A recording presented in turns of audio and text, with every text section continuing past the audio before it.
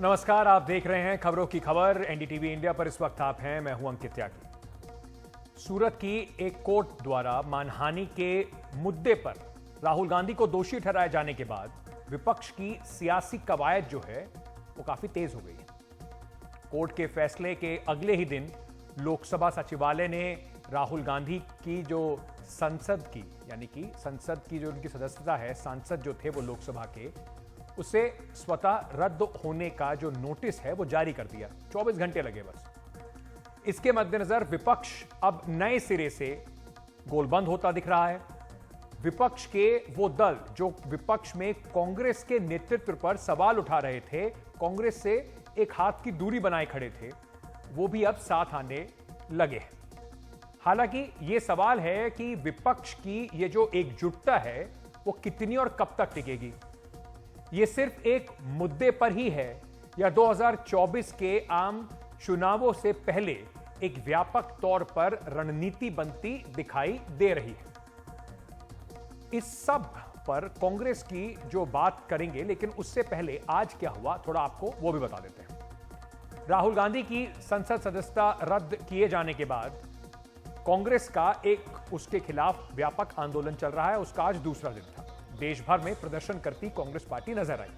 आज संसद के दोनों सदनों के अलावा राज्य की विधानसभाओं में कांग्रेस के सांसदों ने, विधायकों ने विरोध जताने के लिए काले कपड़े पहने या काले रंग का कुछ ना कुछ एक निशान वो लगाकर आए। विपक्षी दलों में भी कई दलों ने काले कपड़े पहनकर कांग्रेस को अपना समर्थन दिया। अब जो विरोध जो दर्ज कराया जा रहा है, आज संसद में कार्रवाई जो है वो पहली बार स्थगित होने पर Congress, Trinamool Congress, Samajwadi party, DMK, left समेत कई विपक्षी दलों के सांसदों ने लोकतंत्र बचाओ के पोस्टर लेकर विजय चौक तक एक मार्च निकाला। पूरी विपक्षी एकजुटता दिखाई। संसद की कार्रवाई शुरू होने से पहले 16 विपक्षी दलों ने एक साथ मिलकर कांग्रेस के साथ रणनीति तैयार की, बैठक में हिस्सा लिया। खास बात यह रही कि कांग्रेस अध्यक्ष मल्लिकार्जुन खड़गे द्वारा बुलाई गई इस बैठक में तृणमूल कांग्रेस भी शामिल हुई, जो विपक्ष में राहुल गांधी का जो कुल मिलाकर नेतृत्व है उस पर कई बार सवाल खड़ी करती रही है। ममता बनर्जी ने भी ये बातें कही और कांग्रेस का नेतृत्व क्यों माना जाए इसको भी तृणमूल कांग्रेस उठाती रही। तृणमूल कई महीने से विपक्ष की साझा बैठक में शामिल नहीं हो रही थी, लेकिन आज तृणमूल कांग्रेस की ओर से सांसद प्रसून बनर्जी और जवाहर सरकार बैठक में शामिल हुए विपक्ष के साथ दिखाई पड़े। हालांकि तृणमूल ने यह साफ कर दिया है कि उसका समर्थन राहुल गांधी की सदस्यता से जुड़े हुए मुद्दे तक ही सीमित है।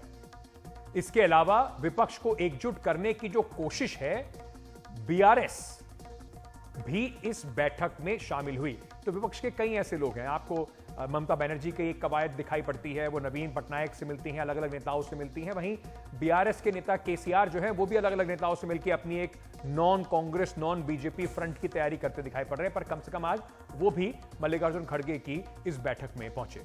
खड़गे साहब ने इस पर क्या कहा, आपको सुनवाते हैं। आज जो एक काला दिन है डेमोक्रेसी में, black day, such things never happened earlier. BJP की गवर्नमेंट, मोदी सरकार स्पीकर को बोल के मिनटों में, लाइटनिंग स्पीड में उनको डिस्क्वालीफाई कर दिया, क्योंकि वो पार्लियामेंट में नहीं बोलना, उनका मुंह बंद करना। उन्होंने राहुल गांधी को डिस्करेज करने के लिए, डराने के लिए वो काम किए हैं। अपोजिशन पार्टी को आप दबाने की कितनी भी कोशिश करेंगे, अपोजिशन पार्टी डरेगी नहीं, दबेगी नहीं, झुकेगी नहीं। हम तो साथ थे, बराबर ही साथ थे। We did walkout together, we did protest together. In fact मैंने we have done the leadership in many cases.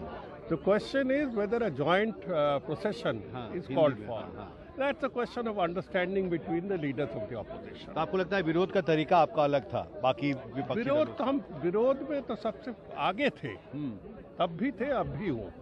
Question is हम एक साथ चलेंगे, पैदल चलेंगे या नहीं, ये छोटी सी बात है। चाहे पैदल चलेंगे कि नहीं, और पैदल चलेंगे पर there has been some understanding among the leaders. हम तो इसके लिए माननीय प्रधानमंत्री जी का बहुत आभार प्रकट करते हैं कि अंतोगत्वा उनके और उनके टीम के जरिए जो बातें हुई, जो कारनामे हुए, जो हरकतें हुई, जो बिहेवियर हुआ, उसकी वजह से सारा अपोजिशन इस इशू पे भ्रष्टाचार के खिलाफ एकजुट और एकजुट हो गया है। आपको इसी प्रकार का प्रदर्शन करना तो जंतर मंतर पर जाना नहीं। संसद तो बहस करने की, चर्चा करने की जगह है। और जो लोग लोकतंत्र की दुहाई दे रहे हैं तो यही लोग हैं जिन्होंने इस देश में इमरजेंसी लागू किया था। यही राहुल गांधी जिन्होंने 2 दिन पहले प्रेस कॉन्फ्रेंस एक पत्रकार को इतना अपमानित किया, कहा कि तुम बीजेपी के एजेंट हो, और कहा कि हवा निकल गई। तब पत्रकारों को तो राहुल गांधी का बहिष्कार करना चाहिए था। तो राहुल गांधी की जो संसद सदस्यता रद्द होने का जो मुद्दा है, उस पर मल्लिकार्जुन खड़गे की बैठक में जो पार्टियां आई थी वो कौन कौन सी पार्टी थी, एक बार जरा फटाफट आपको पूरी लिस्ट बता देता हूं। तृणमूल कांग्रेस वहां पर थी, बीआरएस भी थी, डीएमके के भी नुमाइंदे थे, समाजवादी पार्टी ने भी आज अपने नुमाइंदे भेजे, JDU, CPM, RJD, NCP, CPI, IUML, MDMK, RSSP, AAP, national conference, Shiv Sena, Uddhav Thackeray गुट जो है, और केरल कांग्रेस के लोगों ने इसमें पूरा अपना समर्थन दिया और वहां पर पहुंचे। लेकिन विपक्ष की एकजुटता कितनी लंबी टिकेगी, इस पर अभी भी सवाल खड़े हो रहे हैं। सदस्यता रद्द होने के मुद्दे पर कांग्रेस के साथ खड़ी हुई शिवसेना, उद्धव ठाकरे की जो गुट है, सुबह तो उनके साथ थी, शाम होते होते तक उन्होंने राहुल गांधी से अपनी नाराजगी जाहिर करते हुए मल्लिकार्जुन खड़गे ने जो रात के भोज एक रखा है सभी विपक्षी पार्टियों के नेताओं के लिए, उससे अपनी दूरी बना ली। दरअसल सूरत के कोर्ट द्वारा मानहानि के मुकदमे में राहुल गांधी को दोषी ठहराए जाने पर राहुल गांधी से जब पूछा गया कि क्या वो माफी मांगेंगे, तो राहुल गांधी ने कह दिया कि मेरा नाम सावरकर नहीं, मैं गांधी हूं, मैं माफी नहीं मांगूंगा। वीडी सावरकर की ओर इशारा करते हुए उन्होंने कहा। अब इस मुद्दे पर शिवसेना, उद्धव बाला साहब ठाकरे जो गुट है, उसने राहुल गांधी से अपनी दूरी और नाराजगी दोनों जता दी है और साफ कह दिया है कि सावरकर हमारे देवता हैं और उनका अपमान हम किसी भी तरीके से नहीं सहेंगे। उद्धव ठाकरे ने कहा कि वो राहुल गांधी से कहना चाहते हैं कि ठीक है, हम लोकतंत्र, संविधान और देश को बचाने के लिए साथ आए, लेकिन ऐसे बयान ना दें जिससे जो महाविकास अघाड़ी है उसमें दरार आए। सावरकर के मुद्दे पर राहुल गांधी को दूसरी बार उद्धव ठाकरे ने नसीहत दी है। पिछले साल नवंबर में भारत जोड़ो यात्रा जब महाराष्ट्र से गुजर रही थी, तब राहुल गांधी ने सावरकर की माफी याचिका का पूरा मुद्दा उठाया था, जिससे उद्धव ठाकरे तब भी नाराज हो गए थे। आज एक बार फिर से उद्धव ठाकरे ने ऐसी ही नाराजगी जताई है। राहुल गांधी सोचता है मेरा नाम सावरकर नहीं है, मेरा नाम गांधी है। गांधी किसी से माफी नहीं मांगता। तुम्ही कन्याकुमारी पासून काश्मीर पर्यंत गेलात, संजय राऊत तिकडे गेले होते, सोबत दिली होती, आम्ही सुद्धा तुमच्या सोबत राहिलो। पण आज जाहीर राहुल गांधींना मी सांगतोय की ही लढाई जी आहे ती लोकशाहीची लढाई आहे। कृपा करून नव्हे तर राहुल गांधींना मी जाहीरपणाने सांगतोय की सावरकर आमचं दैवत आहे, त्यांचा अपमान आम्हाला पटणारा नाही। देखो उनकी विचारधारा क्या है, वो उनकी विचारधारा रखेंगे। हमारी विचारधारा क्या है, हमारी पार्टी की विचारधारा हमने रखी है, उनकी पार्टी की विचारधारा उन्हें रखी है। बात वार्निंग की नहीं है, हमने हमारी बात, भूमिका स्पष्ट की है। वीर सावरकर महाराष्ट्र के लिए, देश के लिए और हमारे लिए एक श्रद्धा का विषय है, एक रिस्पेक्ट, आदर का विषय है, वो हमेशा रहेगा। वीर सावरकर ने जिस प्रकार की जिंदगी देश के लिए अंडमान में काला पानी का स्वीकार के 14 साल तक जेल में रहे हैं, वो आसान काम नहीं है। हमको मालूम है जेल क्या होता है, हम भी जेल में जाकर आए हैं। ऐसे महान क्रांतिकारी के ऊपर आप इस प्रकार से कीचड़ उछालेंगे तो महाराष्ट्र की जनता बहुत ही आपको करारा जवाब दे सकती है। ये बहुत ही सभी हदें पार करने का ये वर्तन था और इसलिए हम लोग सभी लोग ये राहुल गांधी के ये कृत्य का निषेध करते हैं, निंदा करते हैं, धिक्कार करते हैं। और परसों कल ही जो सभा में भाषण में कहा राहुल गांधी का अपमान सहन नहीं करें, मतलब क्या करेंगे? मैं सावरकर नहीं हूँ, मैं गांधी हूँ। अरे सावरकर होने के लिए बहुत कुछ करना पड़ेगा, त्याग करना पड़ता है, उतनी आपकी क्या कहते हैं उसे, क्षमता नहीं है, क्षमता नहीं। उसे एक दिन जाके सेल्युलर जेल में रह के दिखाओ। और सावरकर जी की देशभक्ति, राष्ट्रभक्ति, उनका गौरव करने के लिए पूरे राज्य में, जिले में, तालुके में और विधानसभा क्षेत्र में पूरी तरह स्वातंत्र्य वीर सावरकर गौरव यात्रा भी शुरू हो जाएगी। लेकिन विपक्षी एकता के रास्ते में ऐसी कई बाधाएं अभी भी बाकी हैं, अभी भी बनी हुई हैं, और वही विपक्षी एकता का सबसे बड़ा इम्तिहान भी होगा कि कैसे इन बाधाओं से पार वो पाते हैं। राहुल गांधी की संसद की सदस्यता रद्द किए जाने को कांग्रेस समेत तमाम विपक्षी दलों ने गलत ठहराया है। इस मामले में कानून के कई जानकारों जो हैं उन्होंने अपनी राय रखी है। कुछ का यह मानना है कि राहुल गांधी की सदस्यता जिस तरह से रद्द की गई वो ठीक नहीं है। हमारे मैनेजिंग एडिटर मनोरंजन भारती ने इस मामले पर लोकसभा के पूर्व महासचिव पीडीटी आचार्य से बातचीत की। पीडीटी आचार्य संविधान के बड़े जानकार के तौर पर पूरे देश में जाने जाते हैं। राहुल गांधी की जो सदस्यता गई वो क्या, उसमें क्या जल्दबाजी की गई या नियम क्या कहता है? देखिए, जो रिप्रेजेंटेशन ऑफ पीपल एक्ट, जो जनप्रतिनिधि नियम 1951 के जो सेक्शन 8 और सबसेक्शन 3 है, इसके अंडर ये फैसला दिया गया है डिस्क्वालिफिकेशन का। उसमें ये कहा गया है कि जब भी किसी व्यक्ति को सजा मिलती है 2 साल या 2 साल से ऊपर, तो उनका डिस्क्वालिफिकेशन हो जाएगा। लेकिन डिस्क्वालिफिकेशन हो जाएगा कब से? वो डेट ऑफ कन्विक्शन से, जिस दिन उनको दोषी ठहराया गया था उस दिन से इनका डिस्क्वालिफिकेशन हो जाएगा। लेकिन उसमें इतना बड़ा कंफ्यूजन क्रिएट किया गया है कि सब कहते हैं कि जैसे ही जज साइन करेगा अपना ऑर्डर, उसी वक्त से ये डिस्क्वालिफाइड हो जाएगा। असल में उस सेक्शन को आप जरा गौर से पढ़ें तो आपको मालूम हो जाएगा तो 2 चीजें हैं। एक है जो कैद 2 साल या उससे ऊपर मिलने पर डिस्क्वालीफाई हो जाएगा, और दूसरी बात यह है कि जो कन्विक्शन का डेट है उस डेट से लागू होगा। और तीसरी बात, सबसे इंपॉर्टेंट बात यह है कि उसमें जो वर्ड्स इन्होंने यूज किया है, उस सेक्शन में यूज किया गया है, the person shall be disqualified.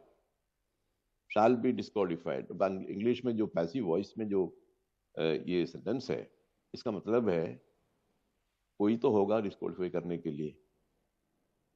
जो सजा देने वाली कोर्ट तो नहीं करेगा, उनका काम तो है नहीं है, वो सजा दे के अपना काम पूरा कर दिया। लेकिन उसके बाद कौन इनको डिस्क्वालीफाई करेगा? PDT sir, sell by disqualified by whom? तो जहां तक हमें लगता है बाय योर ऑफिस, मतलब secretary general office. Am I correct? ना, सेक्रेटरी जनरल की ऑफिस का ऐसा कोई अधिकार नहीं है कहीं, कोई ना कानून में है ना कॉन्स्टिट्यूशन में है। स्पीकर के पास है? ना स्पीकर को है, स्पीकर का इसमें कोई रोल ही नहीं। तो फिर राहुल गांधी डिस्क्वालीफाई कैसे हो गए सर? मैं यही कह रहा हूं आपसे जी कि अब ही शैल बी डिस्क्वालीफाइड, तो कौन करेगा ये नहीं कि ही स्टैंड्स डिस्क्वालीफाइड। अगर ये होता कि ही स्टैंड, मैंने आज हिंदू पेपर में अपना आर्टिकल भी ली।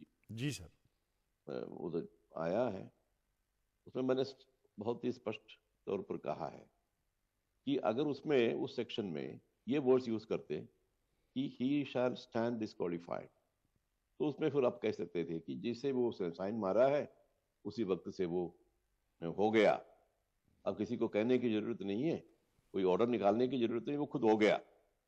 लेकिन ऐसा नहीं है, he shall be disqualified, that means somebody has to disqualify him। और वो somebody कौन है? तो इसके लिए आपको आर्टिकल 103 में जाना पड़ेगा, जो कॉन्स्टिट्यूशन का जो आर्टिकल है 103 103 में जाना पड़ेगा। उसमें लिखा है कि president of India shall take a decision on the disqualification if a question arises। अगर कोई सवाल उठता है, तो सवाल तो कई तरह से उठता है। अब लोकसभा सेक्रेटेरिएट से जो पहले जो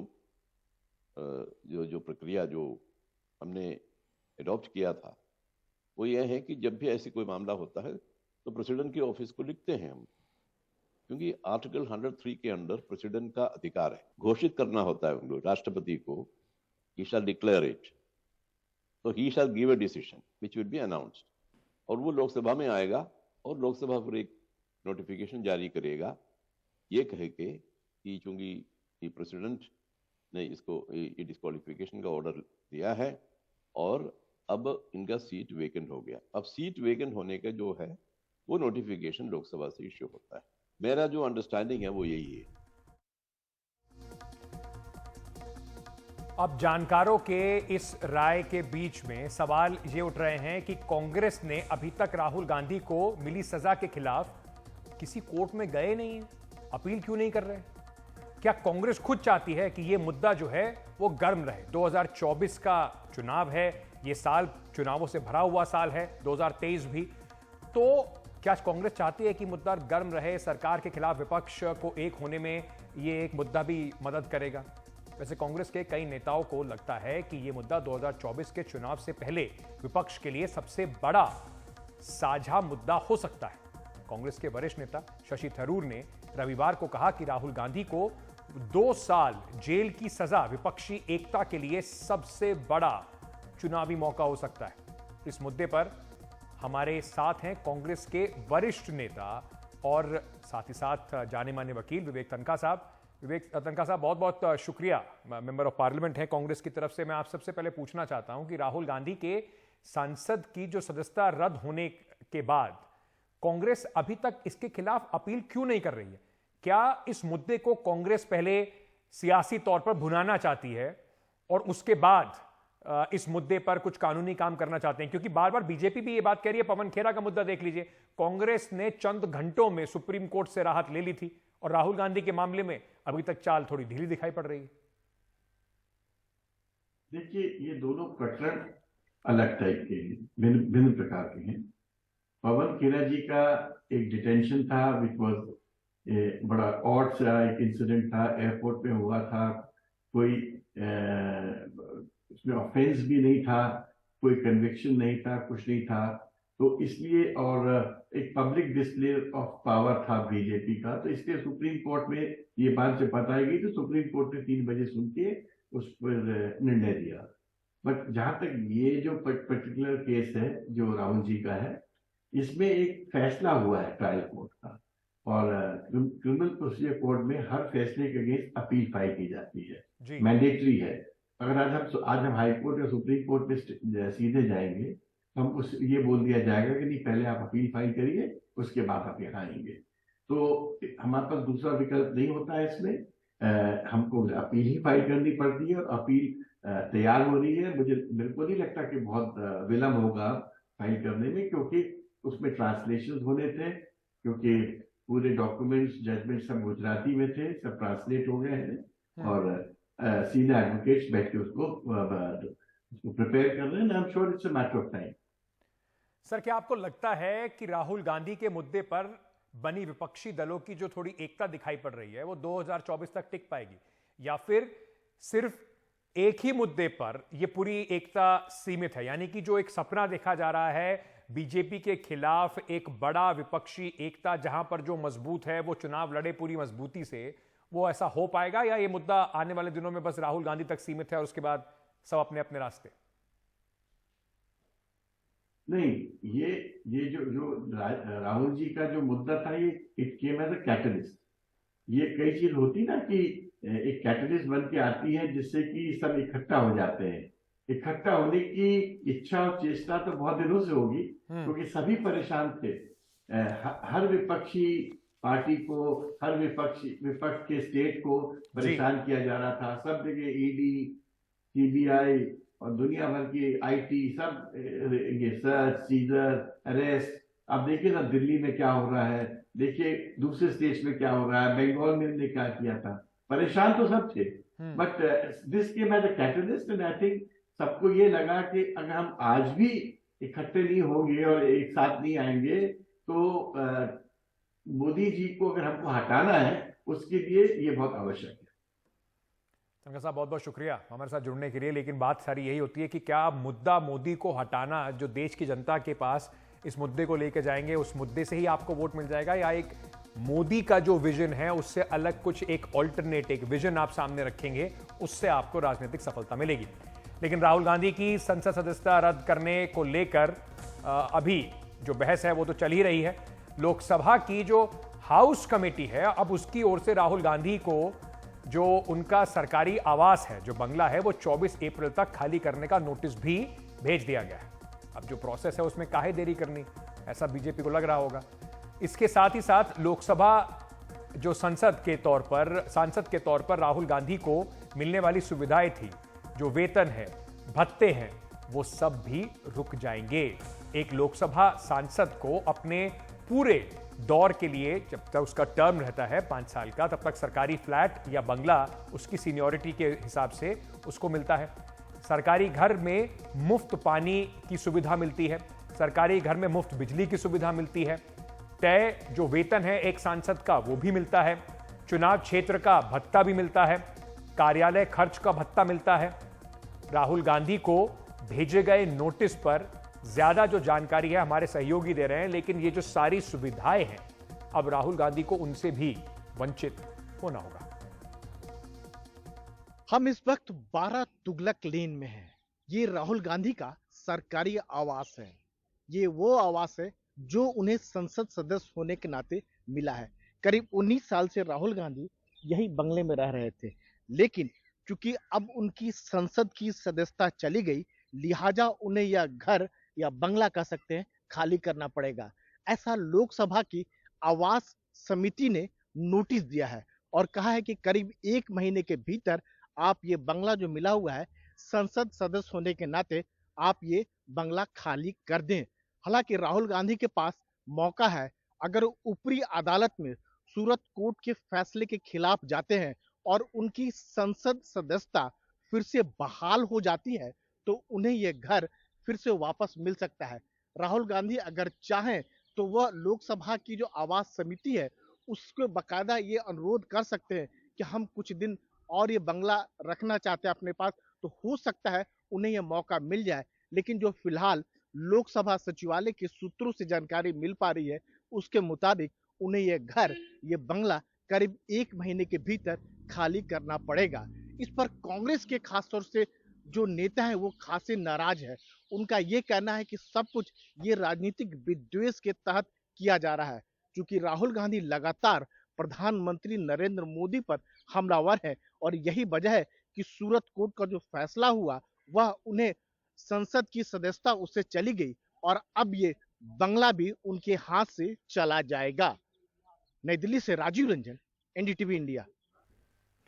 उधर बीजेपी राहुल गांधी पर ओबीसी समुदाय का अपमान करने का आरोप लगा रही है। इसे लेकर भारतीय जनता पार्टी के ओबीसी सांसदों ने आज संसद में गांधी प्रतिमा के सामने राहुल गांधी के खिलाफ नारेबाजी की। ओबीसी समुदाय को अपमानित करने का आरोप उन पर लगाया। सूरत के कोर्ट ने मानहानि के जिस मामले में राहुल गांधी को दोषी ठहराया था उसमें राहुल गांधी ने माफी मांगने से इनकार कर दिया था। बीजेपी का कहना है कि राहुल गांधी ने मोदी सरनेम को निशाना बनाया है और ओबीसी समुदाय के उन सभी लोगों को मानहानि की है जो मोदी सरनेम से जुड़े हुए हैं। हम सब लोग आज यहाँ इकट्ठे होकर गांधी जी की मूर्ति के पास, जब ओबीसी के सांसद हैं, राहुल गांधी से ये मांग कर रहे हैं कि आप पिछड़ा समुदाय से माफी मांगिए। उनको किसी और से नहीं, नरेंद्र मोदी से पीड़ा है। देश के प्रधानमंत्री, जनता ने जिस तरह से अपने सड़ आंखों पर मोदी जी को बैठाया और बार बार उनको मैंडेट दे रहा है, मोदी जी को वोट से तो हटा नहीं पा रहे हैं जनता के दिलो दिमाग से, तो ये गाली देकर अपमानित करके उनको बेइज्जत करना चाहते हैं। और बीजेपी भी कमाल है, सारे ओबीसी समुदाय को लेकर ये पूरा आंदोलन चल रहा है, लेकिन कांग्रेस भी ये पूछ रही है कि क्या ललित मोदी भी ओबीसी हो गए हैं। ये सवाल भी जायज बात है।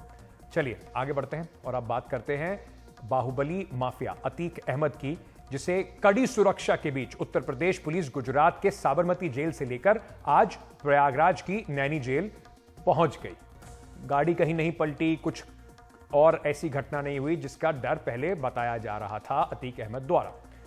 दूसरी ओर अतीक अहमद के भाई अशरफ को लेकर भी उत्तर प्रदेश की जो पुलिस है उसकी दूसरी टीम बरेली सेंट्रल जेल से नैनी जो जेल है वहां पहुंच चुकी है, लेकिन सबकी निगाह अतीक अहमद के काफिले पर लगातार लगी रही। कड़ी सुरक्षा के बीच में उत्तर प्रदेश पुलिस का काफिला गुजरात, राजस्थान और मध्य प्रदेश से गुजरता हुआ उत्तर प्रदेश में पहुंचा। उत्तर प्रदेश में 20 पुलिसकर्मी, 2 वज्र वाहन और कई गाड़ियों के काफिले से अतीक अहमद को सड़क के मार्ग द्वारा 22 घंटे के सफर के बाद उत्तर प्रदेश के प्रयागराज में पहुंचाया गया। पूरे रास्ते में अतीक अहमद के परिवार के लोग अपनी गाड़ियों के साथ पुलिस के काफिले के पीछे पीछे चलते रहे। साथ ही मीडिया की भी कई गाड़ियां इस काफिले में जुड़ गई। दरअसल ऐसी अटकलें लगाई जा रही थी और अतीक अहमद खुद ये बात बार बार कह रहे थे, आशंका जता रहे थे, डर व्यक्त कर रहे थे कि विकास दुबे की तरह उनका भी किसी मुठभेड़ में उनको ना मार गिराया जाए। अतीक अहमद ने साबरमती जेल से निकलने के बाद उत्तर प्रदेश की पुलिस की गाड़ी में बैठने से पहले यह आशंका व्यक्त की थी कि उन्हें मारा जा सकता है, लेकिन उत्तर प्रदेश पुलिस ने कहा था उनकी जिम्मेदारी अतीक अहमद को सुरक्षित प्रयागराज ले जाने की है, जहां पर विशेष एमपी एमएलए कोर्ट के सामने वो कल पेश होंगे। कल इस कोर्ट में उमेश पाल अपहरण मामले में अतीक अहमद और उसके भाई अशरफ की पेशी है। अतीक अहमद 2005 में बीएसपी विधायक राजू पाल की हत्या के मुख्य अभियुक्त हैं। इस हत्या के मुख्य गवाह उमेश पाल की हत्या में भी अतीक अहमद और उनके परिवार के कई लोग आरोपी हैं। 24 फरवरी को उमेश पाल की हत्या कर दी गई थी जब वो गवाही देकर घर लौट रहे थे। इस बीच एक खबर यह भी आ रही है कि उमेश पाल हत्याकांड को लेकर उत्तर प्रदेश पुलिस अतीक अहमद की पूछताछ की तैयारी कर रही है। इस सिलसिले में सीजेएम कोर्ट में प्रयागराज पुलिस की में एक याचिका दाखिल की जा रही है और कोर्ट से अतीक अहमद की रिमांड को लेकर इजाजत मांगी जाएगी। पुलिस ने अपनी याचिका में अतीक अहमद के खिलाफ कई सबूत होने का दावा किया है, लेकिन कल इस केस का जो फैसला जो आना है वो 2006 में उमेश पाल के अपहरण से जुड़ा हुआ है और आरोप यह है कि समाजवादी पार्टी के नेता अतीक अहमद ने, उस वक्त समाजवादी पार्टी में थे, उमेश पाल का अपहरण कर उन्हें जबरन गवाही ना देने का हलफनामा उनसे लिखवा लिया था। लेकिन यह केस तब उस पर कोई एफआईआर हुई नहीं थी। 2007 में बीएसपी की सरकार बनने के बाद उमेश पाल के अपहरण का जो केस है वो दर्ज किया गया और उसमें अतीक अहमद और उनके भाई समेत 11 लोगों को आरोपी बनाया गया।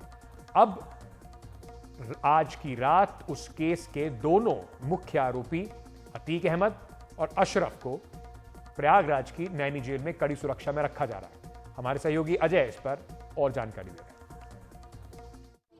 अतीक अहमद को जो साबरमती जेल से नैनी जेल को लाना था वो यहाँ पर आ गए। अगर हम आपको दिखाएं तो यहाँ पर जो है वो कुछ गाड़ियाँ जो है वो आना शुरू हो गई हैं और जो है वो काफिला जो है धीरे धीरे करके गाड़ी आ रही है वो अंदर आएगा। और एक अनुमान जो लगाया जा रहा था कि अतीक को यहाँ पहुँचने में देर होगी, तकरीबन रात को 10-11 बज जाएगा, लेकिन वो 10-11 नहीं बजा, बल्कि आप समझिए कि सूरज झुकने से पहले ही अतीक के तमाम लोग जो है यहाँ पर आपको नज़र आ रहा है कि ये तमाम गाड़ियाँ आ रही हैं। तो वो सारी गाड़ियाँ आपको यहाँ पर दिखाई पड़ रही होगी कि ले करके जा रहे हैं। मीडिया के लोग हैं उनको हटाने की कोशिश कर रहे हैं। यहाँ पर आप देखिए कि जो एक तमाम आकांक्षाएं थी, जो एक बातें थी वो यहाँ पर नहीं है, बल्कि यहाँ पर अतीक अहमद को लेकर के यहाँ पर आया गया है और ये गाड़ी लेकर के ये पूरी जा रही है अंदर। नैनी जेल के अंदर जो है वो गाड़ियाँ लेकर के जा रहे हैं। नैनी जेल के अंदर वो गाड़ियाँ लेकर के जा रहे हैं। वो आपको दिख रहा होगा कि किस तरीके से लेकर के जा रहे हैं वो गाड़ियाँ। और यहाँ पर हम अगर दिखाएं तो 2 नंबर गेट की तरफ से जो है वहाँ पर आप देखेंगे कि किस तरीके से वहाँ पर सारी गाड़ियाँ आई हैं। यहाँ पर ये जो जेल है यहाँ पर रखा गया है। आमतौर पर ये होता है कि कैदी को बाहर उतारा जाता था, लेकिन यहाँ पर कैदी को बाहर नहीं उतारा गया, बल्कि अतीक को गाड़ी के साथ अंदर ले जाया जा रहा है। और गाड़ी के साथ अंदर जा कर के वहाँ हो सकता है कि शायद वो गेट खुला है, और हो सकता है कि वहाँ पर ले जा करके उसे उतार करके फिर पैदल लेकर के जाएं। इसके अलावा अशरफ को भी बरेली जेल से लाया जा रहा है, उसे भी संभवतः इसी तरीके से यहाँ पर ला करके और उसे पहुँचाया जाएगा। तो एक पुलिस की जो एक बड़ी बात थी ये कि उसे जो लेकर के आ रहे थे, एक बड़ी जिम्मेदारी थी उनके ऊपर, वो उन्होंने जो है फिलहाल अतीक को यहाँ पर पहुँचा कर किया। और एक अगली बड़ी परीक्षा होगी तब जब वो कल उसे कोर्ट में पेश करेंगे, तब भी एक ऐसे ही एहतियात और सुरक्षा की बात होगी। और इसी तरीके से इतनी ही सुरक्षा के साथ अशरफ को भी बरेली जेल से लाया जा रहा है। तो जो तमाम कयास लगाए जा रहे थे, जिन बातों की तमाम आशंकाएं थी, वो सारी आशंकाएं निर्मूल हुई। पुलिस ने जो है कानून का जो कह रही थी कि हम न्यायालय के आदेश का पालन करेंगे, उसे करते हुए वो यहाँ पर लाई और अतीक को सकुशल नैनी जेल में, फिलहाल उसे यहाँ पर साबरमती जेल से नैनी जेल में ट्रांसफ़र किया है। प्रयागराज से नितिन गुप्ता के साथ अजय सिंह, एनडीटीवी इंडिया। चलिए अब कर्नाटक विधानसभा चुनाव से जुड़ी हुई एक खबर आपके लिए लेकर आते हैं। और इसका जो नोटिफिकेशन है, ऐसा बताया जा रहा है कि चुनाव का नोटिफिकेशन कभी भी आ सकता है, जल्दी जारी हो जाएगा। पार्टियों ने अपने उम्मीदवारों की जो लिस्ट है वो जारी करना शुरू कर दी है। इस बीच राज्य में ओबीसी आरक्षण को लेकर बसवराज बोम्मई सरकार का एक फैसला जो है वो विवाद का केंद्र बन गया है। बोम्मई सरकार ने मुसलमानों को राज्य में दिए जाने वाला 4% आरक्षण खत्म कर दिया है और इसे लिंगायत और वोकेलिगा जो समुदाय हैं उनको मिलने वाले आरक्षण में बांट दिया है। यानी कि मुसलमानों से लेकर बाकी जो ओबीसी समुदाय हैं उनमें जोड़ दिया गया है। अब मुस्लिम नेताओं के मुताबिक कानून संगत नहीं है यह फैसला, क्योंकि उन्हें धर्म के आधार पर आरक्षण नहीं दिया गया था, बल्कि पिछड़ा होने की वजह से उन्हें आरक्षण दिया गया था। उधर अनुसूचित जनजाति से जुड़े हुए कई समुदाय भी इस फेरबदल से खुश नहीं हैं। इस मुद्दे पर इतना हंगामा हुआ कि शिवमोगा में पुलिस को जो विरोध कर रहे जो लोग थे, जो बंजारा समुदाय के लोग थे, उन पर लाठीचार्ज तक करना पड़ गया।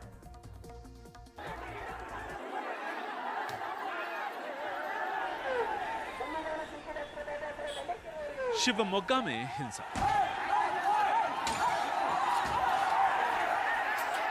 अनुसूचित जाति के बंजारा और कुछ दूसरे समुदाय के लोगों ने येदियुरप्पा के घर का घेराव किया।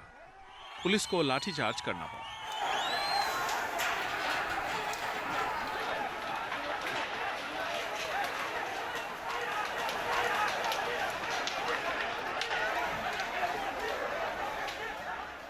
उनकी मांग है कि बसवराज बोम्मई सरकार सदाशिव आयोग की सिफारिश के तहत रिजर्वेशन के अपने फैसले को वापस ले, क्योंकि इससे उन्हें नुकसान होगा। पिछले शुक्रवार को बोम्मई कैबिनेट के फैसले के खिलाफ मुस्लिम भी लामबंद हो रहे हैं, क्योंकि उनके 4% आरक्षण को खत्म कर इसे लिंगायतों और वोकलिगा में बांट दिया गया है। केंद्रीय गृह मंत्री अमित शाह ने इस फैसले को सही ठहराया था।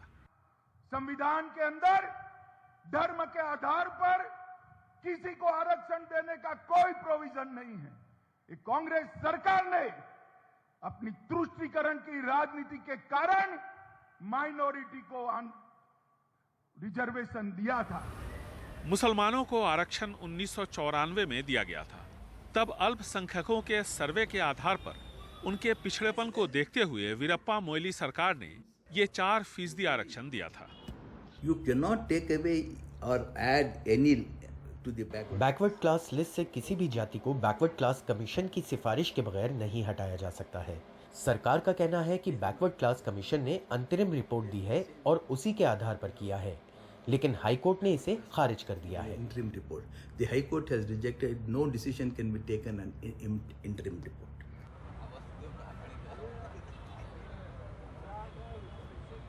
ये कोर्ट में टिकता भी नहीं है।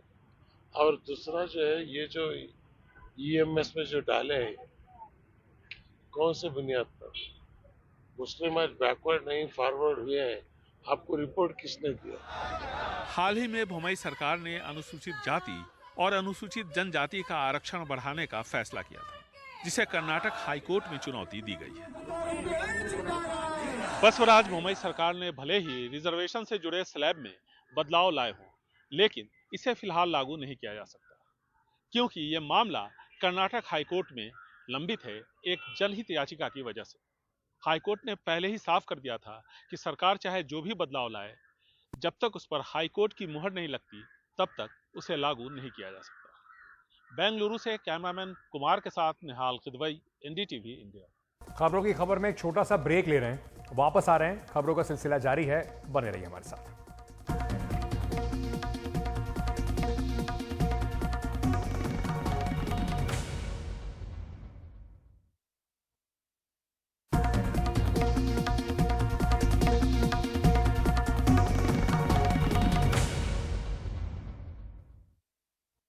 सोमवार को गुजरात टू यूपी अतीक अहमद के आने की खबर सुर्खियों में थी। सवाल थे कि कहीं विकास दुबे की तरह कहानी में कोई ट्विस्ट ना आ जाए, कोई हादसा ना हो जाए, कोई दूसरा मोड़ ना आ जाए। लेकिन मध्य प्रदेश टू उत्तर प्रदेश की ये जो कहानी है वो एक दूसरी कहानी की ओर, आपको बताता हूं उसका थोड़ा सार क्या है। ये कहानी एक ऐसे युवक की है जो अग्निवीर बनकर देश की सेवा करना चाहता था, लेकिन कथित तौर पर पुलिस की गोलियों का शिकार हो गया। मध्य प्रदेश से वो उत्तर प्रदेश अग्निवीर की भर्ती की जानकारी और तैयारी के लिए पहुंचा था, लेकिन 48 दिन तक अस्पताल में गोलियों से लगे जख्मों से जूझता रहा और फिर उसने दम तोड़ दिया। उसकी मां अपने बेटे के लिए न्याय दिलाने की जद्दोजहद कर रही है। अब कोर्ट ने मामले की जांच के आदेश दिए। ये मुरैना के गड़ौरा में 21 साल के आकाश गुर्जर का घर है। खेती किसानी और दूध बेचकर घर का खर्च चलता है। 3 भाई बहनों में सबसे बड़ा आकाश 12वीं पास करने के बाद अग्निवीर भर्ती की तैयारी में जुटा था। आगरा में उसका चचेरा भाई विष्णु गुर्जर केंद्रीय आयुध डिपो में काम करता है। आकाश 21 सितंबर को घर से भाई के पास अग्निवीर की तैयारी की बात कहकर निकला। उधर आगरा में कहानी 4 सितंबर से शुरू हुई थी। सैया टोल पर चंबल से दर्जनों ट्रैक्टर बेखौफ बैरिकेड तोड़ते हुए निकले। पुलिस का दावा था उसके बाद वो एक्शन में आई। कई लोगों की धरपकड़ हुई। 27 सितंबर को एक एनकाउंटर। पुलिस की थ्योरी थी आकाश गुर्जर भी खनन माफिया के साथ था। आगरा के इरादत नगर में 2 एफआईआर दर्ज हुई। सिपाही योगेश कुमार ने 1 मिनट के अंतराल पर दोनों एफआईआर दर्ज कराई। योगेश ने ही आकाश को गोली मारी थी। एफआईआर नंबर 0169 में धारा 307, 332 और 353 के तहत मामला दर्ज हुआ। आरोपी थे आकाश गुर्जर, मामा हरेंद्र और एक अज्ञात। एफआईआर संख्या 0170 धारा 3 और 25 यानी आर्म्स एक्ट। इसमें आरोपी था आकाश गुर्जर। एफआईआर में लिखा था कुर्रा मोड़ की तरफ से 3 ट्रैक्टर ट्रॉली चंबल से रेत लेकर मां भगवती ढाबे से निकली हैं। पुलिस वालों ने सामने बाइक से उन्हें रुकने का इशारा किया, लेकिन वो रुके नहीं बल्कि फायर किया।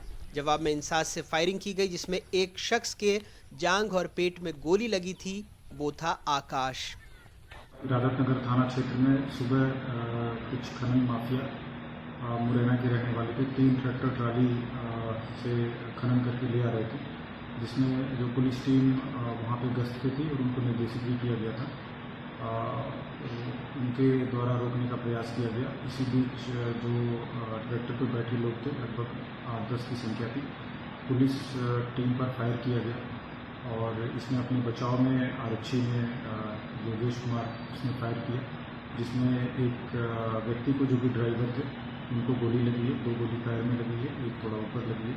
अभी वो अस्पताल में उनका इलाज चल रहा है और अभी हाल में लगभग 106 मुकदमे भी लिखे गए खनन माफियाओं के खिलाफ। वहीं परिजनों का कहना था कि सुबह 6:30 बजे आगरा से पहले कुर्रा तिराहे के पास आकाश पेशाब करने के लिए उतरा था। इतने में कुछ पुलिस वाले सिविल ड्रेस में आए और उसे गोली मार दी। 3 में से 2 गोली जांघ पर और एक पेट पर लगी थी।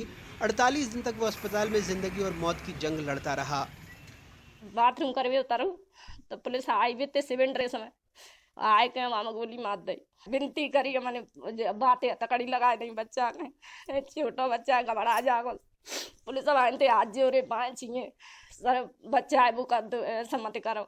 मैं घबरा जागो, मैं के गोली लगी, 3 गोली लगी सरवा के, 2 पैरन में लगी और एक पेटा में लगी। न्याय चाहिए सर, मैं बच्चा के निर्दोष मार आ रहा सर, मैं न्याय चाहिए। इंटर पास हो, नौकरी की तैयारी कर रहे, सो बड़े भाई के यहाँ मिलवे गए, आगरा बस्ती बैठ गए। सो कुर्रा मोड़ पे मतलब एनकाउंटर कर दिया पुलिस वाले ने। हमको साफ न्याय चाहिए। आकाश की मां ने पुलिस की थियरी को नहीं माना। 13 नवंबर को आगरा कोर्ट में मुकदमा दर्ज हुआ। दावा किया गया कि एनकाउंटर फर्जी है, आरोपी पुलिसकर्मियों के खिलाफ एफआईआर हो। सुनवाई के बाद कोर्ट ने इस एनकाउंटर में शामिल पुलिसकर्मियों पर एफआईआर दर्ज करने के आदेश देते हुए किसी स्वतंत्र एजेंसी से मामले की जांच के आदेश दिए हैं। न्यायालय के अंदर जो हमारा पक्ष था उसी को माना है और जो ऑनरेबल सुप्रीम कोर्ट के डायरेक्शंस हैं और ऑनरेबल आपके human right commission of India ने जो डायरेक्शंस इशू किए थे कि पुलिस एडमिनिस्ट्रेशन और एवरी स्टेट गवर्नमेंट को डायरेक्शंस इशू किए कि कोई भी एनकाउंटर होता है जिसमें डेथ होती है तो उसके लिए एक इन्वेस्टिगेशन किया जाए और इंडिपेंडेंट एजेंसी से किया जाए। उस लड़के का जो पोस्टमार्टम रिपोर्ट हुई है तो उसका जो एग्जिट एंट्री ऑफ बुलेट है लेग्स के अंदर वो थाई से जाके दूसरी थाई में जाके वहीं सेम आपका सेम लाइन में अंदर जाके वो उसमें जाके गिरती है। तो ऐसा किसी भी तरीके से मेरे इम्पॉसिबल है कि आदमी दौड़ रहा हो और एक ही साइड से बुलेट जाए और दोनों पाँव में जाके लगे, या तो एक पाँव में लग सकती है, दोनों में तो एक साथ लग नहीं सकती है। तो यह है कि उसे कहीं ना कहीं बैठ के गोली मारी है और उसके पेट में गोली मारी है। वैसे आकाश के परिजनों का कहना है कि उसे ट्रैक्टर चलाना आता ही नहीं था। बस ड्राइवर ने भी इस बात की पुष्टि की है कि आकाश बस में बैठकर मुरैना से आगरा आया था।